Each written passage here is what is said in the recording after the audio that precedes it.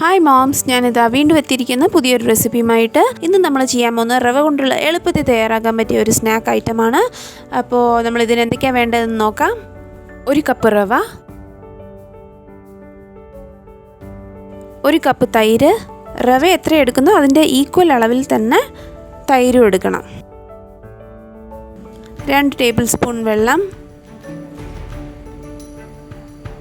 നന്നായി ഇളക്കി കൊടുക്കുക.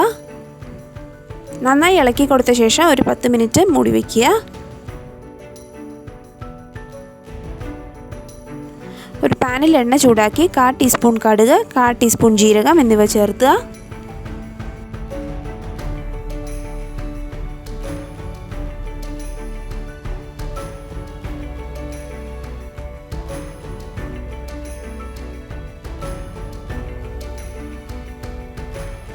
ഒരു ഉള്ളി മീഡിയം പീസാക്കി കട്ട് ചെയ്തത്,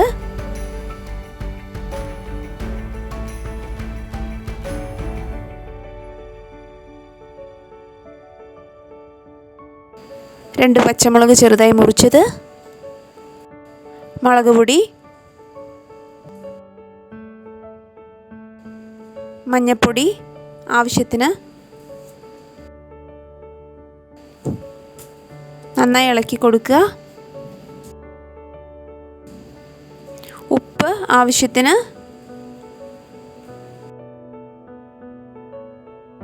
രണ്ട് മീഡിയം സൈസിലുള്ള ഉരുളക്കിഴങ്ങ് കുക്കറിൽ വേവിച്ച് ഗ്രേറ്റ് ചെയ്തെടുത്തതാണിത്.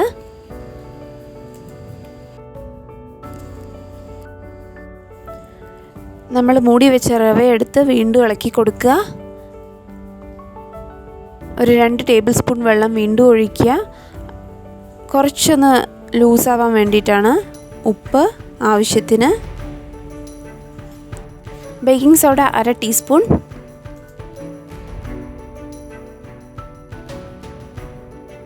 ഉരുളക്കിഴങ്ങ് ആറിയ ശേഷം അതിലോട്ട് ഒരു പകുതി മുറിച്ച നാരങ്ങ പിഴിഞ്ഞു കൊടുക്കുക. ഉരുളക്കിഴങ്ങിനെ 2 ഭാഗമായി തിരിച്ച് നന്നായി കുഴച്ച് ഒരു സിലിണ്ടറിക്കൽ ഷേപ്പിലിട്ട് മാറ്റാം.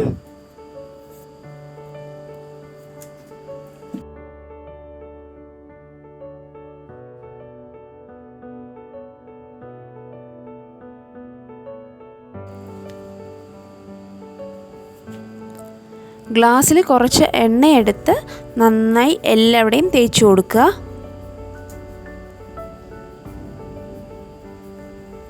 അതിനുശേഷം കുറച്ച് റവയും തൈരും കൂടെ ചേർത്തത് ഈ ഗ്ലാസ്സിലോട്ട് ഇട്ട് കൊടുക്കാം. നമ്മൾ കുഴച്ച് വെച്ച ഉരുളക്കിഴങ്ങിനെ എടുത്ത് ഈ മാവിൻ്റെ നടുവിലോട്ട് ഇറക്കി വയ്ക്കാം. ബാക്കി മാവ് കൂടെ ഒഴിച്ചു കൊടുത്ത് ഈ ഗ്ലാസ്സിനെ മുഴുവനായി നിറയ്ക്കാം. ഒന്ന് തട്ടിക്കൊടുക്കുക. എങ്കിൽ മാത്രമേ മാവ് എവിടെയെങ്കിലും സൈഡിൽ ഇറങ്ങാതിരിക്കുന്നുണ്ടെങ്കിൽ അതുകൂടെ ഇറങ്ങുള്ളൂ.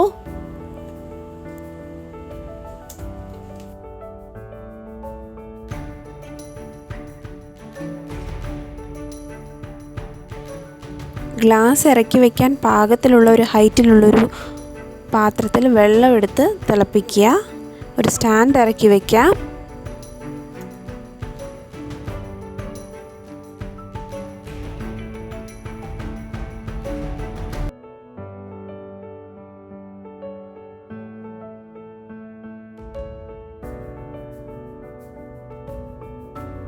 ഒരു പപ്പട കമ്പിയും കൊണ്ട് നമുക്കതിൽ കുത്തി നോക്കാം. മാവ് വരുന്നില്ലെങ്കിൽ നമുക്കത് ഇറക്കി വയ്ക്കാം. നന്നായി ചൂടാറിയ ശേഷം ഒരു ചെറിയ കത്തി കൊണ്ട് ചുറ്റും വരഞ്ഞു കൊടുക്കുക. നമുക്കത് പുറത്തെടുക്കാൻ കിട്ടും. ഒരു പാന് വെച്ച് 1/4 ടീസ്പൂൺ മുളക് പൊടി,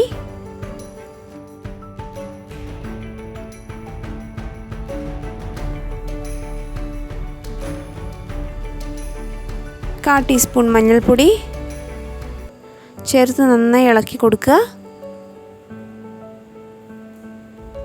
നമുക്കിത് മുളക് പൊടിയിൽ നന്നായി ഒന്ന് ഉരുട്ടിയെടുക്കാം. അപ്പോൾ നമ്മുടെ റവ കൊണ്ടുള്ള വിഭവം റെഡിയാണ്. എല്ലാവരും ട്രൈ ചെയ്യണം. ഇഷ്ടപ്പെട്ടു എന്നുള്ളത് കമൻസിൽ എന്നെ അറിയിക്കുക. സബ്സ്ക്രൈബ് ചെയ്യാൻ മറക്കരുത്. ലൈക്ക് ചെയ്യുക, ഷെയർ ചെയ്യുക. താങ്ക്